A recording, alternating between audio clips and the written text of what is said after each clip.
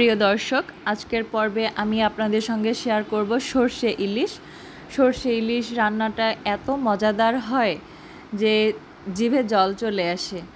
আর এই সরষে ইলিশটা আমি কিভাবে রান্না করছি সেটা আপনাদের সঙ্গে শেয়ার করছি।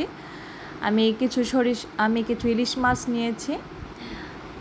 দেখুন, আমি এগুলোকে ভালোভাবে পানি ঝরিয়ে রেখেছি ধুয়ে। এবার আমি সামান্য একটু লবণ, একটু মরিচ গুঁড়া এবং সামান্য একটু হলুদ গুঁড়া দিয়ে মাছটাকে ভালোভাবে মেখে 10 মিনিট রেস্টে রেখে দেব। পাশাপাশি আমি চার চা চামচ সরিষা, 3টি কাঁচামরিচ এবং কিছুটা লবণ একসাথে বেটে পেস্ট করে রেখেছি এখানে রান্নার সময় ব্যবহার করার জন্য। তো দেখুন, আমি ভালোভাবে এই হলুদ, মরিচ এবং লবণটা একসাথে মেখে নিচ্ছি মাছের সাথে। মাছগুলোর সাথে আমি ভালোভাবে মশলাটা লাগিয়ে নিচ্ছি। এভাবে মেখে আমি 10 মিনিট রেখে দেব। তো দেখুন, 10 মিনিট পর আমি মাছটাকে সামান্য একটু ভেজে নেব, তাতে করে মাছগুলো ভেঙে যাওয়ার কোনো সম্ভাবনা থাকবে না। আমি 10 মিনিট পর ফিরে এসেছি। এখন আমি ফ্রাই প্যানে তেল দিয়ে দিচ্ছি। তেলটা একটু গরম হলে এখানে মাছগুলো দিয়ে দেব এবং সামান্য একটু ভেজে নেব। তো দেখুন, তেলটা গরম হয়ে গিয়েছে। আমি এখন এখানে মাছগুলো দিয়ে দেব। এপাশ ওপাশ হালকা একটু ভেজে নেব।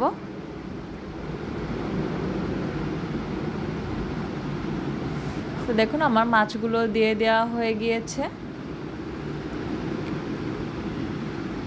সামান্য একটু ভাজার পরে আমি এটাকে রান্না করে নেব। আমার ভিডিওটি যদি আপনাদের ভালো লেগে থাকে, আপনারা একটা লাইক দিয়ে দিবেন এবং কমেন্টস করে জানাবেন আপনাদের কেমন লেগেছে।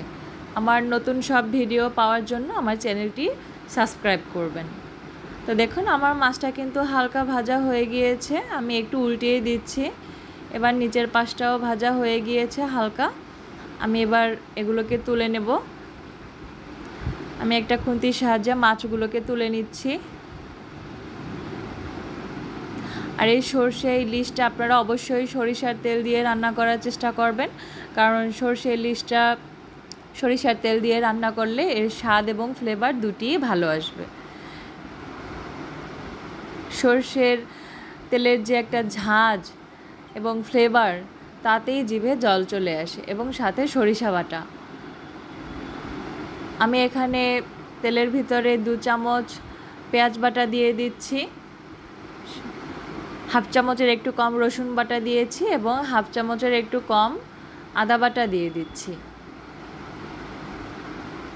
এগুলোকে আমি ভালোভাবে তেলের সাথে ভেজে নেব। আমি এখানে 1/3 চামচ জিরা গুঁড়ো দিয়ে দিচ্ছি, স্বাদমতো লবণ দিয়ে দিচ্ছি। এবার আমি এগুলোকে ভালোভাবে তেলের সাথে কষিয়ে নেব। আমি আরেকটু তেল দিয়ে দিচ্ছি এখানে।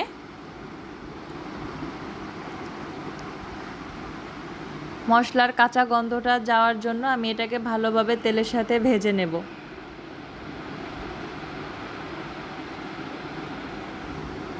এভাবে যদি আপনারা সরষে ইলিশটা রান্না করেন, দেখবেন সবারই খুব ভালো লাগবে। আমি এখানে হাফ চামচ হলুদ গুঁড়া দিয়ে দিচ্ছি, হাফ চামচ মরিচ গুঁড়া দিয়ে দেব। আমি এবার ভালোভাবে মশলাগুলো কষিয়ে নেব তেলের সাথে, কাঁচা গন্ধটা যাতে দূর হয়ে যায় এবং খুব সুন্দর একটা স্মেল আসে, সেজন্য আমি ভালোভাবে তেলের সাথে ভেজে নেব।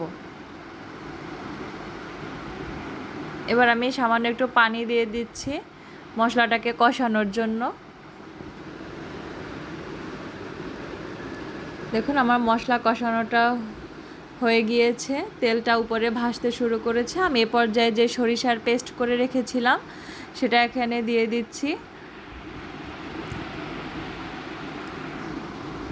4 চা চামচ সরিষা বাটা, টেবিল চামচের 2 চামচ হবে।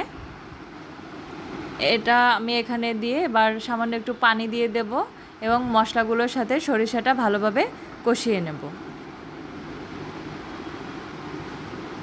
আমি এখানে সাদা সরিষাটা ব্যবহার করেছি, আপনারা সাদা সরিষা দিয়েই এটা রান্না করার চেষ্টা করবেন, তাহলে খেতে খুবই ভালো লাগে। দেখুন আমার মশলাটা কষানো শেষ, এরপর যে আমি সামান্য একটু ঝোল দিয়ে দিচ্ছি। এবার মাছগুলোকে দিয়ে দেব এই মশলাটার সাথে মাছটাকে কষানোর জন্য। এরপর যে আমি মাছগুলোর গায়ে খুন্তি দিয়ে মশলাগুলো লাগিয়ে লাগিয়ে দেব, যাতে মশলাগুলোর সাথে মাছটা ভালোভাবে মিশে যায়।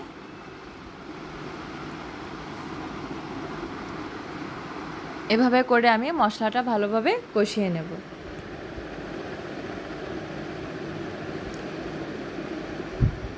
তো দেখুন আমার মশলা কষানোটা শেষ, আমি এ পর্যায়ে পানি দিয়ে দিচ্ছি রান্নাটা পুরোপুরি করার জন্য।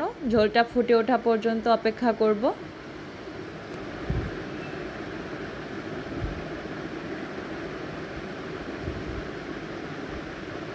তো দেখুন ঝোলটা কিন্তু ফুটে উঠেছে 4-5 মিনিট পরে। আমি এখন এখানে দুটো আস্ত কাঁচামরিচ দিয়ে দিচ্ছি সুন্দর একটা কাঁচামরিচের ফ্লেভারের জন্য।